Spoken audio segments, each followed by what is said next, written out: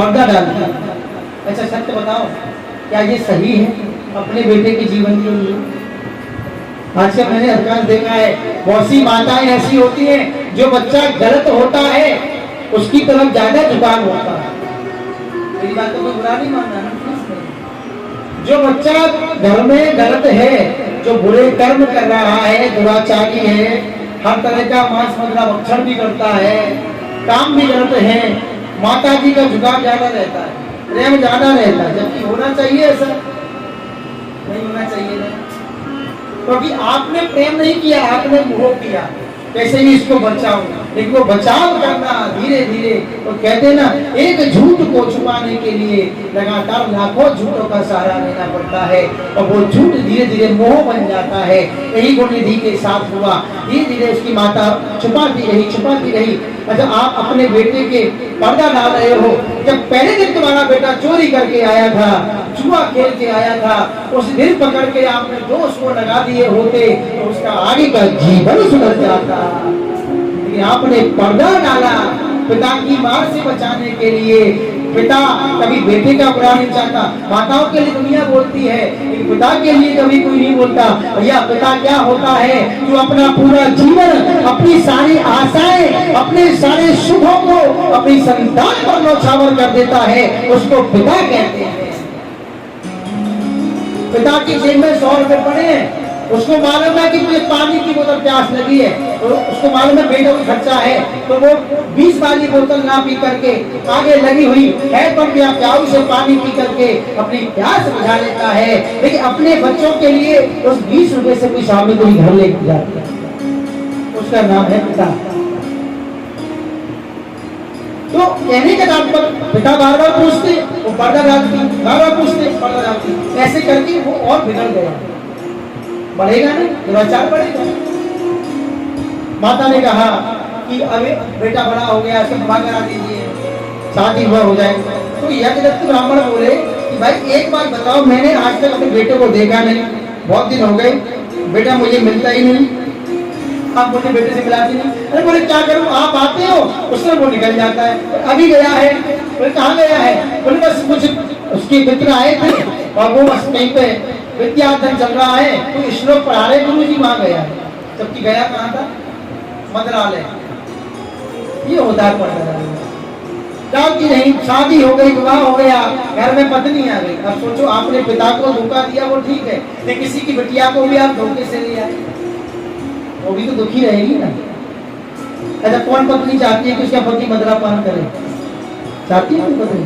नहीं चाहती, पूरी चाहती है, सब चाहती है मेरा पति स्वच्छ रहे, सुंदर रहे, ठाकुर जी का भजन भी करे, अपना समय से कमाए भी, समय से भजन भी करे, ठाकुर जी का सेवक भी हो और अपने कर्म को निर्वाह करने में पारंगत हो, ये चाहती है। अब हमारा विवाह भी हो गया, बेचारी वो भी क्या करे, वो भी समझाती, माता समझाती, लेकिन नहीं मानी।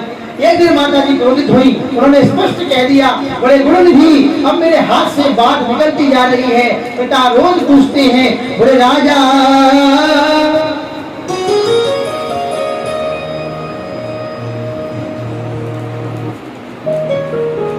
बोले राजा विशोषति यदा तब दुष्टे चेष्टितो सुखा।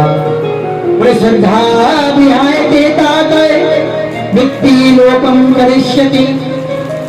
बोले तुम्हारे पिताजी राजा के यहाँ जाते हैं, मालूम ना, इतना सम्मान राजा उनका करता है, और राजा को पता पड़ गया कि इस विद्वान ब्राह्मण का बेटा क्या करता है, क्या छवि होगी तुम्हारे पिता की, छवि नष्ट हो जाएगी। क्योंकि पुत्र जो होता है पिता का अगला रूप होता है। अब तो महाराज छुपाने समय निकला, एक दिन यज्ञ ब्राह्मण पीछे पड़ गए, बोले ये बताओ मैंने तुम्हें अंगूठी दी थी, अंगूठी कहाँ? बोले अरे आप गुस्सा क्यों हो रहे हो, अंगूठी मैंने कहीं रख दी है। बोले उसको बोला गुणनिधि को कहाँ है? उस दिन यज्ञ ब्राह्मण को किसी के द्वारा पता चल गया था, उन्होंने ठान ली कि आज मैं गुणनिधि से मिलूंगा और मुझे वो अंगूठी चाहिए, दोनों चाहिए अभी, दोनों को अभी प्रस्तुत करो मेरे सामने, गुणनिधि को भी और उस अंगूठी को भी। माता जानती कि अंगूठी तो वो ले गया बेच करके, दुराचार कर लिया, लेकिन कब तक छुपाओगे, सच्चाई तो सामने आनी थी। ब्राह्मण समझ गई, हाथ जोड़ के पति के चरणों में गिरी, क्षमा मांगते हुए सारा वृत्तांत बता दिया। क्रोधित हो गए ब्राह्मण, अरे तुमने ये क्या किया? बोले अनपत्योस्ति तेनाहं, बोले दुष्टेना कुलदूषिणः। तो तुमने क्या किया? तूने मुझे प्रारंभ में बता दिया होता तो आज मेरा बेटा इतना नहीं बिगड़ता। उसने तो अपना ब्रह्मणत्व नष्ट कर दिया। धुंधकारी कहता है ना, एम भ्राता रवियोस्मि धुंधकारी की नामता स्वकीय नैव दोषेण ब्रह्मत्वम नाशितम मया। ब्रह्मत्व का नाश हो गया वही गुणनिधि के साथ। पिता गुस्सा हो गए, क्रोधित हो गए। उन्होंने कहा कि खीर लेकर के आओ। बोले उत्तिष्ठानया पायसम तस्मै दद्या तिलांजलि। बोले खीर लेके आओ, मैं तिलांजलि दूंगा, इसका श्राद्ध करूंगा, इसको मैं अभी निकालता हूँ।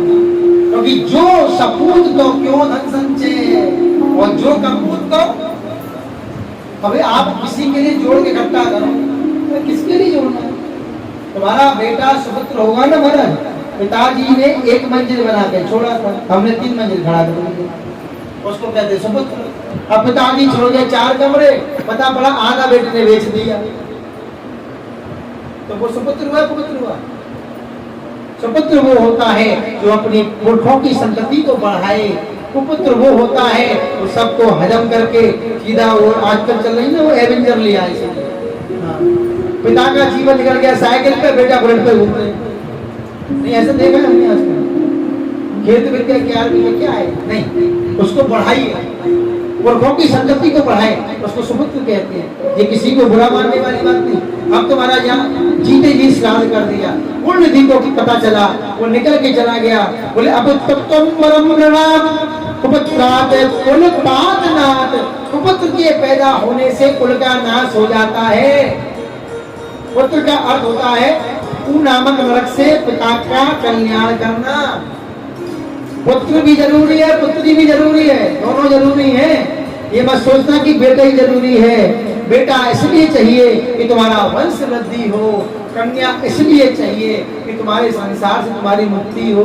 क्योंकि जिस पिता ने कन्यादान नहीं किया उसको भी देवता स्वीकार नहीं करते, जिसके पुत्र नहीं है उसको भी देवता स्वीकार नहीं करते, जिसके जीवन में भजन नहीं है, गुरु नहीं है, जिसने गुरु दीक्षा नहीं ली उसको भी देवता स्वीकार नहीं करते।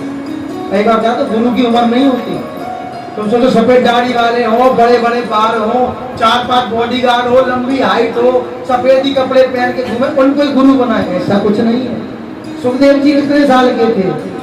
16 वर्ष। जब वो सभा में पधारे थे तो बड़े बड़े विद्वान लोग, उनके स्वयं व्यास जी, पाराशर जी, बड़े बड़े विद्वान खड़े हो गए थे। क्यों? ज्ञान की कोई उम्र नहीं होती, गुरु की उम्र नहीं होती। हमारे बाबूजी बैठे हैं अग्रवाल जी, तो इन्होंने दीक्षा जिनसे लिए वो छोटी देखे इन्होंने बता रहे थे। क्योंकि आप ज्ञानी हैं, आपने बड़े बड़े विद्वान में कला सुनी है, और पहली बार कुआरिया ब्रजवासी की सुनने हैं मेरे सामने, बोलो डाले जाते। हाँ, तो उम्र नहीं होती। गुरु जहाँ भाव श्रद्धा जहाँ से कुछ मिले उससे दीक्षा लेनी चाहिए, जो हमसे मिल सके, हमारा कल्याण करे। अब तो महाराज तिलांजलि यदि निकाल दिया